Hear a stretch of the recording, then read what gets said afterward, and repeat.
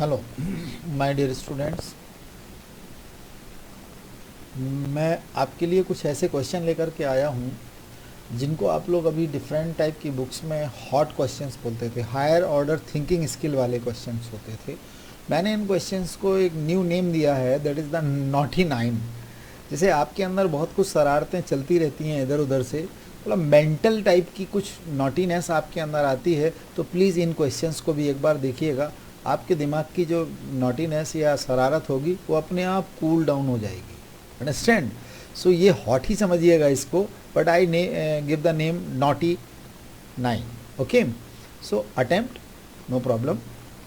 Exemplar से mostly problems मैंने consider की हैं, लेकिन अब आपको थोड़ा सा एक ऐसा भी ट्रैक लेना पड़ेगा जो आपके ब्रेन में एक कॉम्पिटिटिव इमोशंस क्रिएट करेगा और आपको थोड़ा सा न्यू टाइप की प्रॉब्लम सॉल्व करने में, क्योंकि बहुत से बच्चे मुझसे ये कहने लगते हैं सर आप बहुत सी चीज़ें एक कॉमन बताते रहते हैं जो हर बच्चे को आती हैं। नहीं, आती हैं बहुत अच्छा है, बट उन बच्चों को भी हमें ध्यान देना होगा जो इससे अपर लेवल की प्रॉब्लम करना चाहते हैं, और ये जो नीचे वाले बच्चे भी हैं ऊपर वाले बच्चों की तरह उनकी तरह भी मैथमेटिक्स डील करना चाहते हैं, उनके लिए भी ये प्रॉब्लम्स हैं।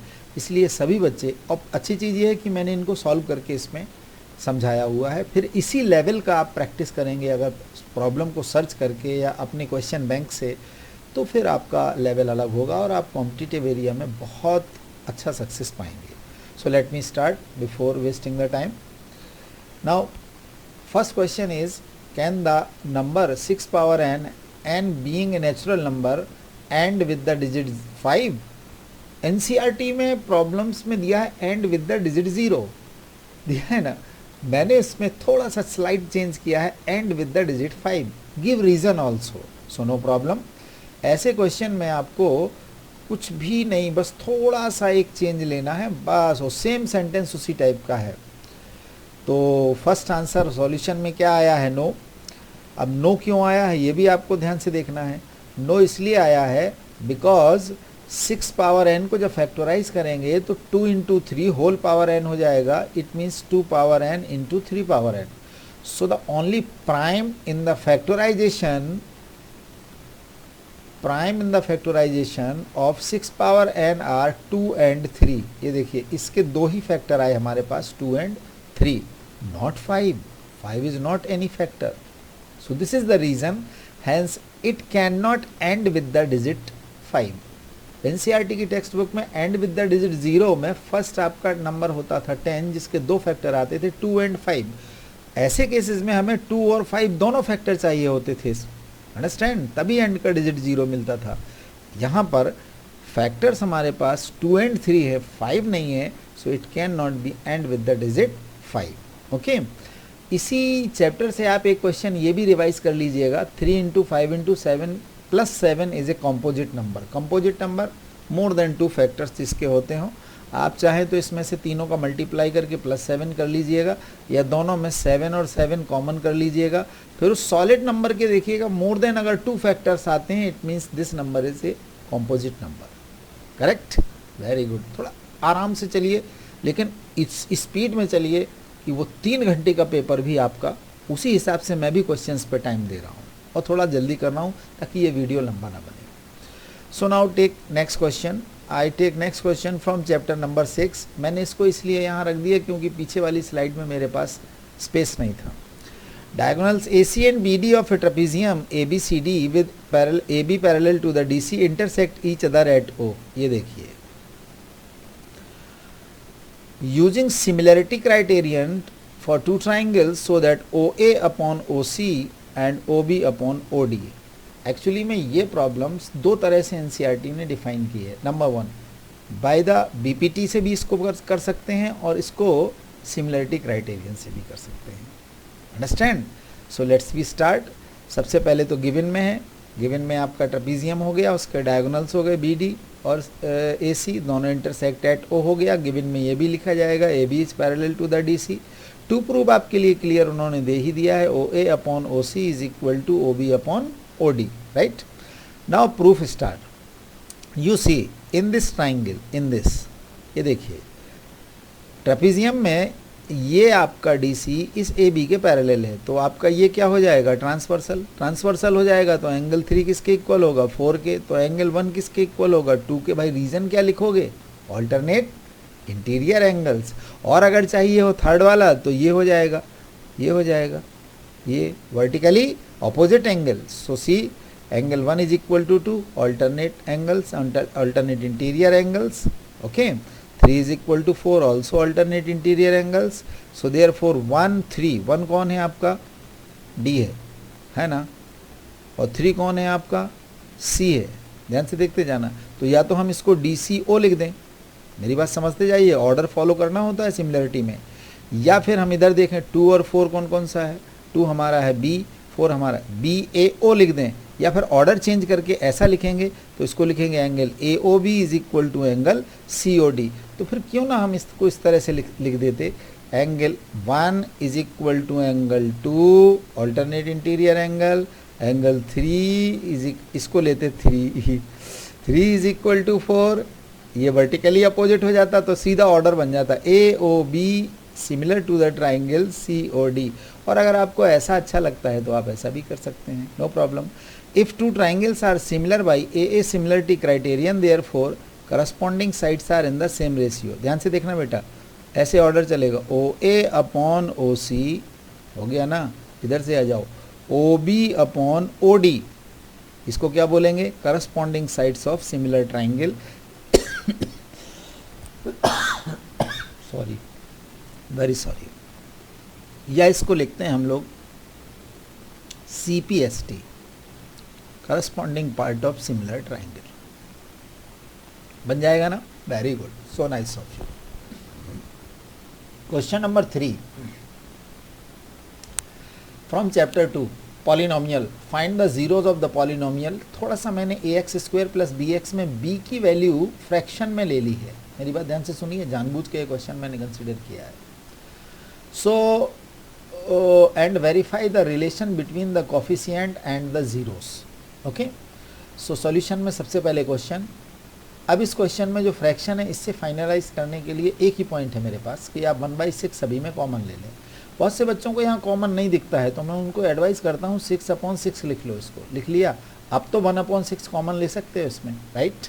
इसमें भी अगर 1/6 लिख दिया जाए 6 × 6 करके, तो 6 2 या 12 हो जाएगा, 1/6 देखिए ये कॉमन आ गया, और इसके अंदर एक पॉलिनोमियल मिल गया quadratic 6x² plus x minus 12। 12 6 जा 72, 72 के फैक्टर निकालेंगे और यहाँ 1 चाहिए मिडिल टर्म में। सो 9 8 जा 72, 9 x माइनस 8x कर देंगे, ये देखिए मिडिल टर्म स्प्लिट अप कर दी इसने। अब इन दोनों में और इन दोनों में कॉमन लिया उसने 3x, और यहाँ कॉमन लिया -4, ब्रैकेट सेम, इसका मतलब फैक्टराइजेशन करेक्ट है। So we got 2 factors 3x minus 4 and 2x plus 3। So अब देखिए इस पूरे पॉलिनोमियल के फैक्टर्स को इक्वल टू 0 करेंगे तो 1/6 तो बेचारा वैसे ही 0 हो जाएगा क्योंकि सभी में कॉमन था। तो 3x minus 4 is equal to 0, first आपका 0 आ गया 4/3, और सेकंड में आ जाएगा -3/2। अब सेकंड पार्ट इस क्वेश्चन का है verify the relationship coefficients and zeros का। अब वो कैसे करेंगे, ध्यान से देखिएगा। गिवन पॉलिनोमियल क्या था हमारे पास, x² plus 1/6x minus 2, sum of zeros, एक अल्फा हो जाएगा और एक बीटा हो जाएगा।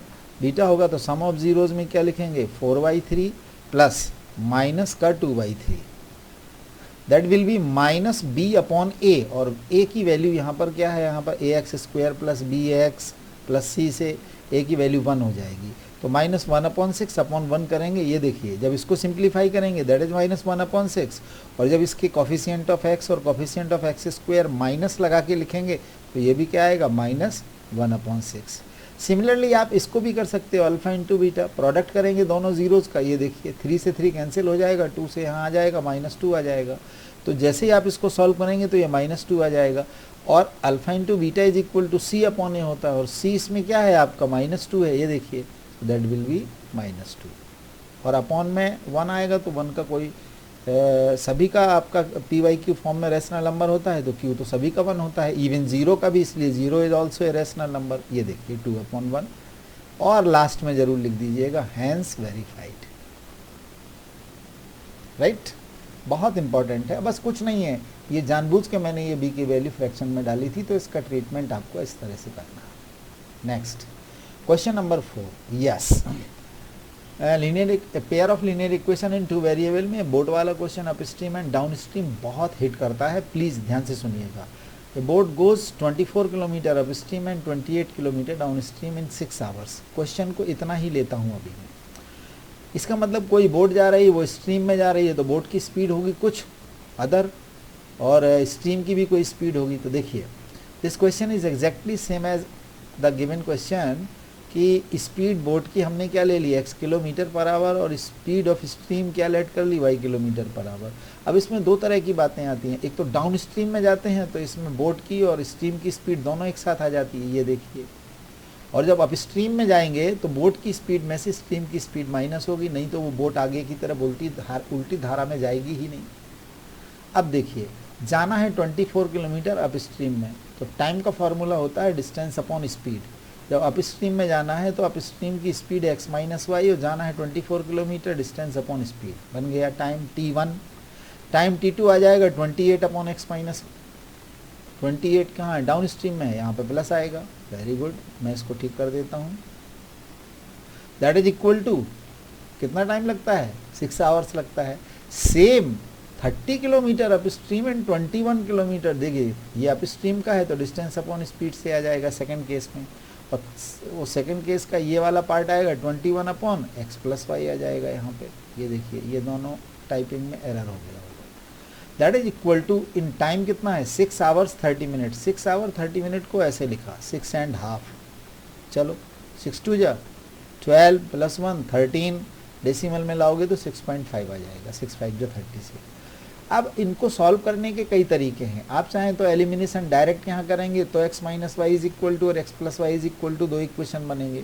और अगर यहीं से आप सब्सटीट्यूट करना चाहते हैं तो 1 अपॉन एक्स माइनस वाई को क्या लेट कर लेना p, और 1 अपॉन एक्स प्लस वाई को क्या ले लेना q।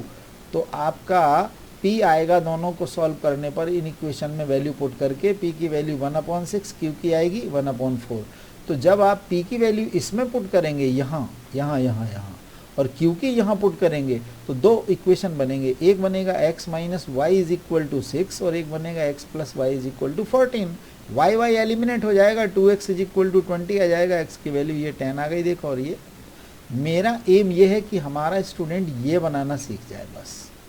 बाकी सॉल्यूशन के ये कैसे लेट करना है, कैसे एक्स वाई लाना है, कैलकुलेशन का पार्ट है, स्टूडेंट्स ऑन करता है, वो खुद अपनी दम पे सीख सकता है, ठीक है ना। बट लैंग्वेज प्रॉब्लम्स में सबसे पहले इतना बहुत ज़रूरी है जो हर बच्चे को आना चाहिए, है ना। एनसीईआरटी में इस तरह के 2 प्रॉब्लम है, एक एग्जाम्पल में दिया हुआ है आपका और एक एक्सरसाइज में दिया हुआ है, प्लीज़ वो दोनों कर लीजिएगा आप। क्वेश्चन नंबर 5 क्वाड्रेटिक इक्वेशन से आए तो हमने एक सिंपल सा क्वेश्चन लिया, find the roots of 6x square minus root 2x। ये रूट की वजह से मैंने इस क्वेश्चन को लिया है। By the factorisation of the corresponding quadratic polynomial है इक्वेशन, क्वाड्रेटिक पॉलिनोमियल लिखना पड़ता है उनको। इक्वेशन है 6x स्क्वायर और कांस्टेंट है 2, तो 6 और 2 का इंटू करिए 12 आ जाएगा। 12 के 2 फैक्टर होते हैं, एक होता है 6 और एक होता है 2। सबसे पहले इसी में चेक करता हूँ मैं, 6 ये हो जाएगा और 12 को मैं 2 को कैसे लिखूंगा, रूट 2 इंटू रूट 2। अब देखिए 6 के भी 2 फैक्टर मेरे पास हैं, एक है 3 और एक है 2। तो बताइए एक बनाऊंगा पेयर में 3 रूट 2 का और एक पेयर बनाऊंगा 2 रूट 2 का। ये बेटा 2 है, ठीक है। तो अब आप देखिए यहाँ पर मुझे चाहिए ओनली 1 रूट 2 समझने के लिए, तो माइनस 3 रूट 2x और प्लस 3 रूट 2x से देखो दोनों का इंटू करोगे तो 12 भी आएगा, माइनस रूट 2x आ जाएगा। ये मिडिल टर्म देखो स्प्लिट अप हो गई आपकी, किससे स्प्लिट हुई, 6 इंटू 2 12 के फैक्टर्स से। कॉमन लेना शुरू करिए, 3x कॉमन लिया तो 2x माइनस रूट 2 आ जाएगा, रूट 2 कॉमन लेंगे तो 2x माइनस रूट 2, दोनों ब्रैकेट सेम आ जाते हैं तो बड़ी खुशी मिलती है कि हमारा फैक्टराइजेशन करेक्ट फॉर्म में चल रहा है। ओके, सो हमारे पास जो इसके रूट्स हैं वो आ जाएंगे 3x plus root 2 is equal to 0 करेंगे तो एक आ जाएगा आपका माइनस रूट 2/3 और एक आ जाएगा रूट 2/2 आ जाएगा। बाय द वे अगर डिनोमिनेटर में कोई रूट का नंबर आए तो प्लीज़ रैशनलाइज ज़रूर कर दिया करिए उसको, क्योंकि मैथमेटिक्स में डिनोमिनेटर में इरेशनल नंबर एक्सेप्टेबल ही नहीं है, और आगे फिजिक्स के न्यूमेरिकल और केमिस्ट्री में भी आपको ये सब करना पड़ेगा।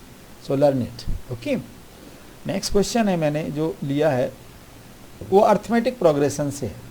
Find the value of middle most term. अभी तक देखिए क्या होता था, फ्रॉम द लास्ट, पीछे से बताइए from the end of the AP है, और बिगनिंग से बताइए, बिगनिंग से क्या पूछता था, find the 11 term 99 term. Okay, और इसने क्या पूछ लिया है, इस एपी की मिडिल टर्म। चलिए स्टार्ट करते हैं। स्टार्ट है ए, फर्स्ट टर्म -11, लास्ट टर्म है 49।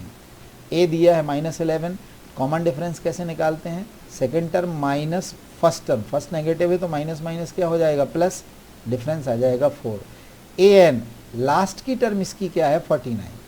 जनरल टर्म का फॉर्मूला क्या होता है, A N is equal to A plus N minus 1 into D. Value put करेंगे तो वैल्यू पुट करने पर 49 is equal to -11 plus N minus 1 और डी आया 4, आया ना। -11 जैसे ही हम लेफ्ट में ले जाएंगे तो 49 प्लस 11 कितना हो जाएगा 60, 60 डिवाइडेड बाई 4 15 आएगा, -1 उसमें ऐड होगा तो n की वैल्यू क्या आ जाएगी 16। अब देखिए 16 आपका इवन नंबर है, ये है कि नहीं है। तो जब n आपका इवन नंबर आ गया तो अब आप वो अंग्रेजों के ज़माने का जेलर है वाली शोले की कहानी सुनाओगे कि आधे इधर जाओ आधे इधर जाओ। अगर किसी ने कह दिया 8 इधर चले जाओ और 8 इधर चले जाओ तो 16 टर्म में यहाँ कोई नहीं बचेगा, वो जेलर बचेगा। मिडिल कहाँ आया वो। So there will be 2 middle terms. ऐसे केस में 2 मिडिल टर्म ली जाती हैं विच आर 16/2, एक हो जाएगी 16/2 और दूसरी हो जाएगी 16/2 प्लस 1, यानी कि एक आ जाएगी n/2 एथ टर्म और एक आएगी n/2 plus 1 th term, right, यानी कि 8th टर्म और 9th टर्म। तो a8 कैसे निकालेंगे, a प्लस n माइनस 1 यानी 8 माइनस 1 इंटू डी तो 7d हो जाएगा, और 9 कैसे निकालेंगे, a प्लस 9 माइनस 1 तो 8d आ जाएगा। ये वैल्यू रखेंगे तो एक आ जाएगा 17 और एक आ जाएगा 21। So learn it my dear student, very important point, values of 2 middle most terms are 17 and 21। जबकि क्वेश्चन में क्या लिखा था, find the value of middle most. अब हमें क्या पता कि ये इवन आएगा यहाँ पे आपका 16, तो हमें इसकी मिडिल मोस्ट टर्म 2 मिलेंगी, एक मिलेगी 17 और एक मिलेगी, हाँ ऑड में केवल एक मिलेगी, क्योंकि अगर 15 टर्म्स आती तो 7 इधर छोड़ देते, 7 मिडिल की टर्म आ जाती, easiest. Okay, very interesting question. और ये बात मैं रिपीट कर देता हूँ आपको, 13, 14, 15 लगातार सप्लीमेंट्री एग्जाम होता था कंपार्टमेंट, तब उसमें ये पूछा गया था और एक बार मेन बोर्ड एग्जाम में ये पूछा गया था। So keep in your mind. Question number 7, triangle chapter से, this is the figure 6.7, no problem. In this figure angle D is equal to angle E, ये देखो डी आपका ई के इक्वल है। जब अपोजिट एंगल इक्वल होते हैं तो ए डी ई आपका आइसोसेलेस ट्राइंगल होगा, नो प्रॉब्लम। लेकिन वो क्या कहता है, A D upon D B, ये देखिए ये A D upon D B is equal to A E upon E C, ये भी गिवन का पार्ट है। प्रूफ क्या करना है, B A C whole triangle is an isosceles triangle. अगर इस पूरे ट्राइंगल को आइसोसेलेस प्रूफ करना है तो मैं कहता हूँ कि या तो आप साइड ए बी को ए सी के इक्वल ले आइए या फिर एंगल बी को एंगल सी के इक्वल ले आइए। देखते हैं, सबसे पहले चलते हैं गिवन पर। जो साइड्स का रेशियो दिया है A D upon D B A E upon E C, ये गिवन का पार्ट है। अब यहीं से आप समझ लो, कन्वर्स ऑफ पाइथागोरस थ्योरम कहती है कि अगर इन दोनों का रेशियो सेम है तो ये जो साइड है जो ये 2 पॉइंट्स पे इंटरसेक्ट कर रही है, ये किसके पैरेलल हो जाएगी, BC के पैरेलल हो जाएगी। ये सबसे अच्छा एप्लीकेशन है, आसान इजी, किसका, कन्वर्स ऑफ BPT का, या थेल्स थ्योरम का कन्वर्स है। ये देखिए, तो उन्होंने क्या कर दिया, DE parallel to the BC। अब ये DE parallel to the BC हो गया तो अब आप कह सकते हो angle 1 is equal to angle 2 corresponding angle, angle 3 is equal to angle 4, या D is equal to B, E is equal to C। ये देखिए करस्पॉन्डिंग एंगल इक्वल हो गए। लेकिन इधर देखो गिवन में दिया है angle D is equal to angle E, दिया है ना, तो बताइए ये D E के इक्वल है, ये D B के इक्वल है, तो ये B और E इक्वल हो जाएंगे कि नहीं हो जाएंगे, होंगे ना, करेक्ट। लेकिन ये E किसके इक्वल है बेटा, C के भी इक्वल है, तो angle B is equal to क्या हो जाएगा, C। If angle 2 is equal to 4 या B is equal to C, then opposite sides also equal of an isosceles triangle. That means triangle BAC is an isosceles triangle. Okay? तो आप कुछ इतना तो कर ही सकते हैं कि अगर साइड सेम रेशियो में है तो इसको आप पैरेलल डिक्लेयर करोगे, पैरेलल डिक्लेयर करोगे तो इमीडिएट क्वेश्चन क्लिक कर जाएगा कि हम कैसे इसको आइसोसेलेस ट्राइंगल प्रूव कर दें। क्वेश्चन नंबर 8, ये क्वेश्चन बहुत पॉपुलर है बीपीटी के लिए। ये देखिए, ये इसके पैरेलल गिवन है, DE parallel to the AB in this figure. x की वैल्यू फाइंड करना है, बीपीटी अप्लाई करेंगे। कैसे करेंगे? DE parallel to the AB given दिया हुआ है, so CD upon DA is equal to CE upon EB। यहाँ पे लिखेंगे बाई बेसिक प्रोपोर्शनैलिटी थ्योरम। ये देखिए, CD upon DA is equal to CE upon EB। अब जैसे ही हम साइड्स का रेशियो बनाएंगे तो वैल्यू लेके आते हैं, x plus 3 upon 3x plus 19, ये देखिए, और ये आ जाएगा x अपॉन 3x प्लस 4, ये आ गया। क्रॉस मल्टीप्लाई करिएगा, क्रॉस मल्टीपल मैंने नहीं किया, कैलकुलेशन भी नहीं किया, बस आपके लिए छोड़ा है, and you have to check it. x की वैल्यू क्या आनी चाहिए? 2। हाँ, एक बात ज़रूर है, जैसे ही ऐसे क्वेश्चन की आपके पास अगर वैल्यू आ जाए, प्लीज़ चेक इट।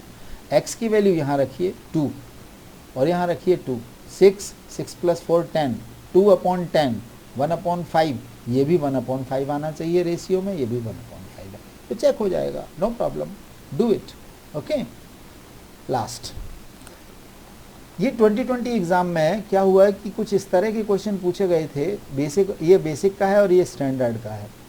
इस फिगर में triangle ABC and triangle XYZ are shown दिए हुए हैं। सभी साइड्स का मेजरमेंट भी इन्होंने दे रखा है, ABC का भी दिया है और XYZ का भी दिया हुआ है।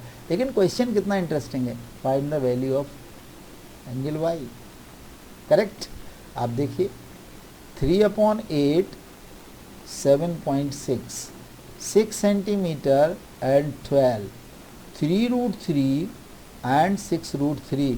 ज़रा इन साइड्स का करस्पॉन्डिंग साइड्स का रेशियो बनाइए, 1/2 1/2 आएगा कि नहीं आएगा? ऑर्डर में लिखेंगे, triangle ABC similar to the triangle XYZ या ZXY, जो भी बनता है, प्लीज़ मैं आपके लिए छोड़ रहा हूँ। और यहाँ से ये एंगल सम प्रॉपर्टी से ज़रूर निकाल लीजिएगा। 135 ये हो गया, बाकी का एंगल यहाँ x लेके और 180 से, तो करस्पॉन्डिंग एंगल C कौन बनेगा? सिमिलरिटी से पता लगेगा। B का करस्पॉन्डिंग कौन बनेगा? सिमिलरिटी से पता लगेगा। So first you prove that the triangles are similar, then उस सिमिलरिटी के अकॉर्डिंग वो एंगल इक्वल आपको पता लगेगा, तभी आप बता पाओगे कि y का करस्पॉन्डिंग एंगल कौन है। ठीक है ना? ये जो क्वेश्चन दिया हुआ है फिगर 7 वाला, ये स्टैंडर्ड में आया था। Triangle ABC similar to the triangle DEF, ये तो पहले से ही सिमिलर कह रहा है। Their sides of length are marked along them, then find the lengths of the sides of each triangle. इसका मतलब x की वैल्यू चाहिए। x की वैल्यू कैसे आएगी? उसी तरह आएगी कि जब triangle ABC similar to the triangle DEF है तो आप लिखेंगे AB upon DE is equal to BC upon EF। दोनों का क्रॉस मल्टीप्लाई करके सबसे पहले क्या निकालेंगे? x। जैसे ही x की वैल्यू आ जाएगी आपके पास, इमीडिएट रखते चले जाइए, AB BC AC DE EF और DF आ जाएगा। तो ये समझ लीजिए कि मैंने ये मिक्सअप क्वेश्चंस किए हैं, कुछ स्टैंडर्ड, बहुत स्टैंडर्ड हैं, और आप कुछ लोगों को ये लगेगा नहीं अरे यार इनका तो कोई स्टैंडर्ड ही नहीं है, बट स्टार्टिंग यहीं से होती है बेटा। नेक्स्ट लेवल जैसे ही आ जाएगा तो आपको ये भी लगने लगेगा कि ये बहुत इजी है। अगला लेवल फिर आप मेहनत करोगे, जब वो बनने लगेगा तो फिर एक लेवल और आएगा, इसके बाद 10th का बोर्ड एग्ज़ाम आ जाएगा। Thank you very much, take care.